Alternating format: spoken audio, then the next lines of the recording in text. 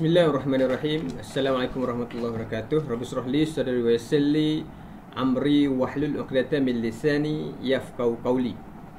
Jadi alhamdulillah kita akan sambung lagi untuk topik berkenaan dengan penyeliaan terhadap keselamatan di tapak bina. Yang mana keselamatan ini sangat penting di tapak bina. Ini adalah isu yang paling utama yang perlu kita jaga semasa kerja-kerja pembinaan ini, kerana kerja-kerja pembinaan ini dia akan tidak boleh tidak ataupun dia akan terdedah dengan bahaya boleh berlaku di mana-mana saja, terutamanya di kawasan pembinaan ya. Jadi ini perlu faham juga perlu faham berkenaan dengan penyeliaan terhadap keselamatan di tapak bina. Okey, keselamatan tapak bina. Okey, tapak bina boleh mendatangkan risiko bukan sahaja kepada pekerja pembinaan tetapi juga kepada orang awam yang bergerak di sekitar tapak ataupun yang tinggal di berdekatan dengan tapak bina tersebut.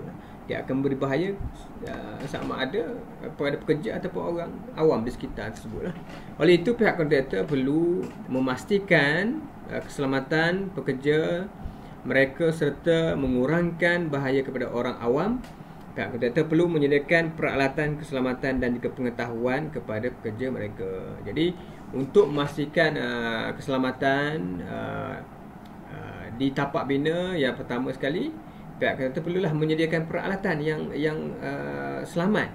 Kemudian pengetahuan, perlu training pekerja tersebut berkenaan dengan knowledge, berkenaan dengan keselamatan di tapak bina. Perlu ada knowledge. Kalau tidak ada knowledge, maka kita susah untuk kontrol berkenaan dengan keselamatan tersebut. Okey, kita pergi kepada peraturan keselamatan di tapak bina. Apakah peraturan ataupun akta-akta yang ada di dalam keselamatan tapak bina? Okey, yang mana kat sini bagi memastikan keselamatan dan kesihatan pekerja, ada akta yang ditubuhkan, iaitu Akta Keselamatan dan Kesihatan Pekerja 1994 atau OSH 1994 ni. Akta ini juga dikenali sebagai Akta 514. Okey, majikan dipertanggungjawabkan untuk menyediakan maklumat, arahan, latihan dan penyeliaan serta kemudahan bagi memastikan keselamatan dan kesihatan pekerja terjamin. Jadi dengan adanya akta ini, jadi dia akan force kepada majikan. Dia akan force kepada majikan. Jadi majikan kena buat sebab kita ada akta, kena ikut akta tersebut. Kalau tidak ada akta, maka majikan biasanya dia akan tidak begitu mengambil tahu berkenaan dengan keselamatan. Sebab apabila dah ada akta diperuntukkan, undang-undang itu ada, jadi diwajibkan kepada majikan untuk mematuhi akta tersebut. Yang mana akta ini akan memberi keselamatan, akan memberi manfaat balik kepada kontraktor itu sebenarnya. Memberi kebaikan kepada kontraktor dari segi keselamatan pekerja tersebut. Okey, apakah tujuan akta?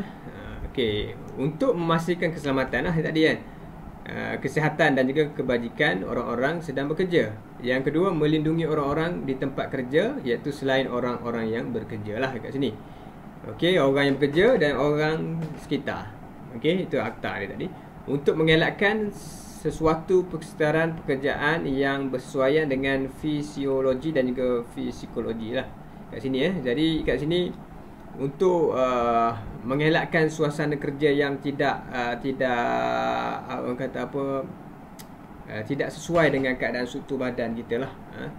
Dia akan memberi pengetahuan kepada pihak kontraktor supaya dia bekerja mengikut bersesuaian dengan fisiologi dan juga psikologi lah.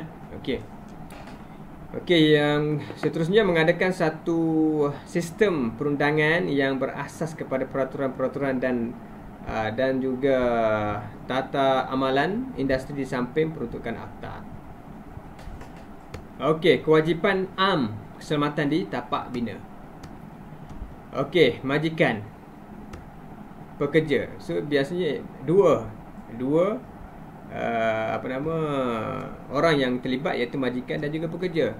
Majikan mestilah menyediakan satu kenyataan bertulis. Okey, manual keselamatan. Dia kena buat manual supaya pekerja boleh baca, sebab tak semua boleh ingat benda tu kan. Berkaitan keselamatan ini dia berbeza-beza. berbeza-beza mengikut keadaan, tempat dan sebagainya. Memaklumkan dengan jelas berkaitan dengan hazard pekerjaan. Okey, menyediakan peruntukan dan program keselamatan dan kesihatan. Ini adalah tanggungjawab majikan untuk memastikan akta keselamatan ini dipatuhi. Jadi inilah tugas-tugas majikan. Dia perlu menyediakan perkara tersebut.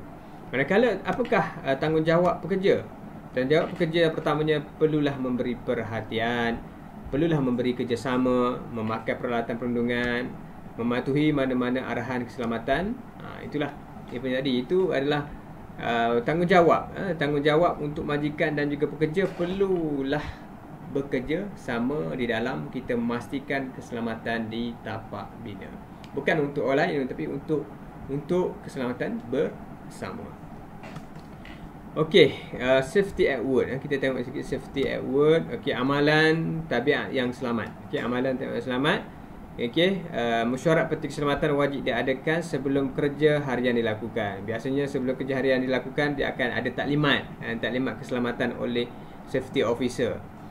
So, dia akan sentiasa ingatlah, setiap hari pagi-pagi tu akan perhimpunan sudah akan bagi taklimat berkenaan dengan keselamatan dan sebagainya lah.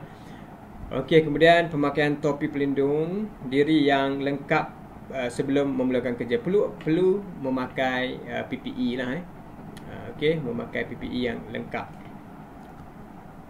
Okey, pakai boot keselamatan untuk mengelakkan kecederaan. So, banyak paku di tapak bina, paku besi dan benda-benda tajam lah. Kena pakai boot yang sesuai. Perlu pakai topi keselamatan sepanjang masa untuk mengelakkan kecederaan kepala. Biasa kerja-kerja kat bata boleh jatuh macam tukur paku bata boleh jatuh. Bila-bila masa saja boleh jatuh. Jadi perlu pakai safety helmet. Okey, kemudian ikut cara kerja yang selamat, terutamanya apabila bekerja di atas scaffolding, tempat yang tinggi, perlu mengikut tata cara yang betul. Kemudian ketahui dan patuhi tanda-tanda keselamatan. So, kena faham tanda-tanda signboard keselamatan, kena faham. Setiap pekerja perlu memahami tanda-tanda keselamatan di tapak kerja. Kemudian pemeriksaan kesempurnaan jentera sebelum memulakan kerja. Biasanya dia kena check lah performance jentera tersebut, adakah dia boleh digunakan sepenuhnya ataupun tidak. Kena check kesempurnaan jentera. Jentera pun kena check. Okey, amalkan sistem pembuangan yang selamat. Jadi kita nak buang bahan-bahan tadi perlu mengikut tata cara yang betul lah. Mungkin ada bahan-bahan yang tidak selamat yang boleh menyumbang bahaya kepada penduduk sekitar. Okey, kemudian inilah cara yang betul. Okey, cara betul untuk welding kena pakailah pakaian PPE dengan ikut cara welding yang betul. Kat sini pakai alat keselamatan ketika berada di permukaan air. Di permukaan air kena pakai peralatan yang sesuai untuk permukaan air. Untuk kawasan tinggi kena pakai kawasan tinggi punya. Kena pakailah dia punya tu. Mesti dia ada dia punya SOP dia. SOP untuk bekerja di air ataupun di tempat yang tinggi. So, think safety, work safety. Team safety, work safety. So, untuk keselamatan di tapak setakat ini saja. Sekian, wabillahi taufiq wal hidayah. Wassalamualaikum warahmatullahi wabarakatuh.